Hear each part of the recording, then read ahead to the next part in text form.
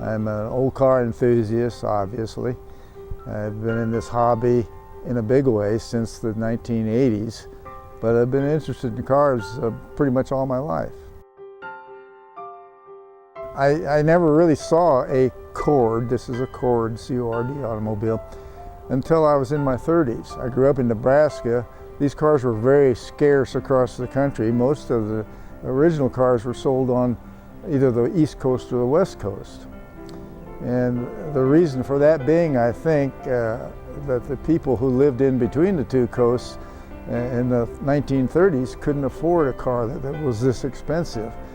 These cars sold for $2,500 to $3,000. Doesn't sound like a lot in today's dollars, money, but you could buy 5 new Ford automobiles for that kind of money, so then you get an idea.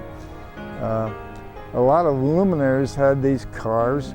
I think of Amelia Earhart. She had one exactly like this. And it survives, believe it or not, and it is being restored in Indiana by a restoration shop in the northern part of the state, up near the Amish country.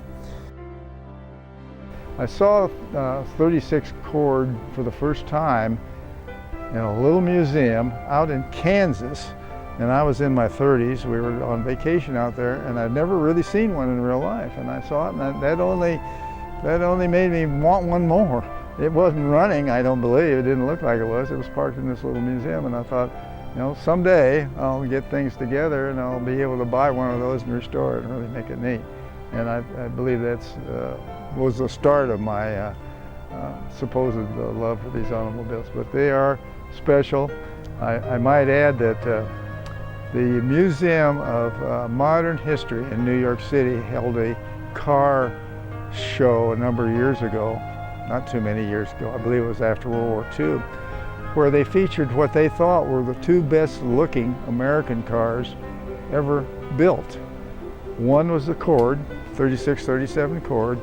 The other was the 41 Lincoln Continental, and I own both of these cars. Now, I came upon buying both of these cars because of my feeling, my preference for these. I must have some artistic ability in my system or something, but I picked these out of the blue as being the best looking American cars of that era. And some professionals have backed me up, let's say that. This one was built in 1936 in Connersville, Indiana. The plant that it was built in has since been used to build refrigerators and washing machines and things like that. It was recently demolished. I think that Connersville is starting to realize that that's kind of put them on the map, at least in the automobile world, and they'll probably have some memorial plaques and things there where the factory once stood. The headquarters for the automobile company was in Auburn. It was called the Auburn Automobile Company, and they made Auburns, Cords, and Duesenbergs. The Duesenberg plant was located in Indianapolis.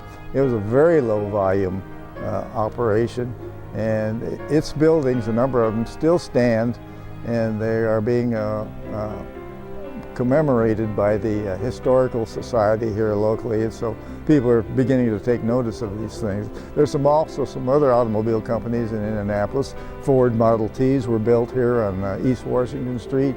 Stutz motor cars were built here, and that factory still stands, and it's in use today.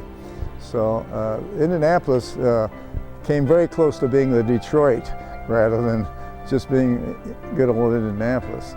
People don't realize that.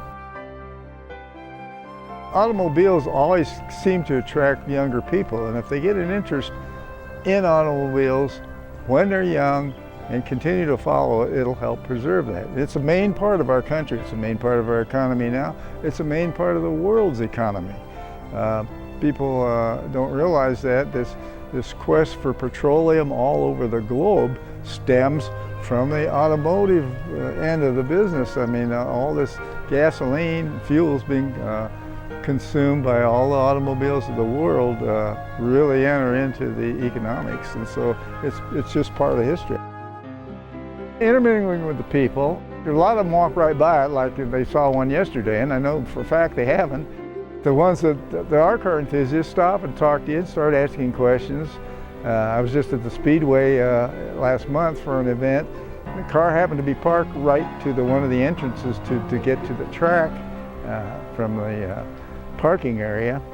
And a lot of people had to go past it, and a lot of them kind of did a double take when they walked past it like they'd never seen one before. And a lot of them said they'd never seen one before and asked what it was, and went from there and had a lot of good questions and were really interested. And they shot a lot of film of this car, you know, taking pictures and talking to me about it. But I enjoy telling them about it and so on and so forth.